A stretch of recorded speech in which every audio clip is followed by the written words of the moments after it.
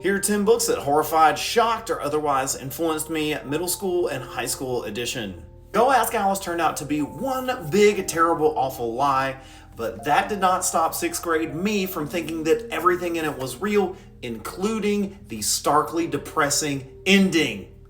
90s kids know what I'm talking about. The verdict scene in Tom Robinson's trial remains perhaps the most disheartening thing I've ever read, and it was kind of the moment that I realized that this country is not necessarily the thing that I thought it would be. Roll of Thunder, Hear My Cry is one of my favorite books I read in middle school, and I have to say that there's so much to love about it, but the ending is utterly and completely depressing, and I defy anyone to walk out of that book feeling good for humanity. It opened my eyes as a young white kid in a small southern town, and I suggest everybody read Mildred Taylor's amazing book. On the flip side, I don't know how well Flowers for Algernon has actually fared in the last 30 or 40 years, but I remember reading it and being absolutely and completely stupefied by how it shifts in the last third of the book.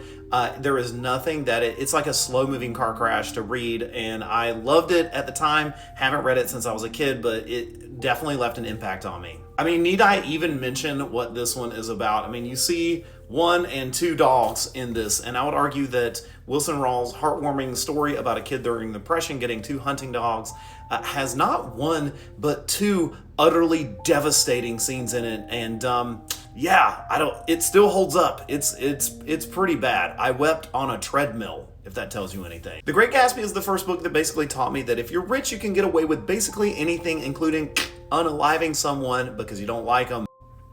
I know that there is a film adaptation of Bridge to Terabithia, but I refuse to watch it because I read the book in 6th grade and it gutted me, okay? I defy you to read, and it hasn't aged well because there's some weird gender dynamics in that book, but there's still that one scene that, why is it even in the book, and why would you do that to children?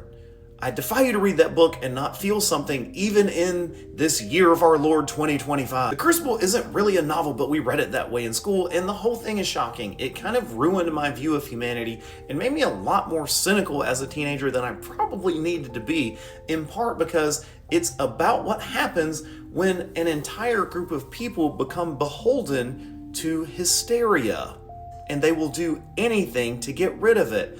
Speaking of novels that haven't aged incredibly well, I give you Of Mice and Men, which, if you can get past a lot of the weird racism that exists in John Steinbeck's books, then you can at least appreciate the story of George and Lenny in Of Mice and Men and its utterly heartbreaking ending.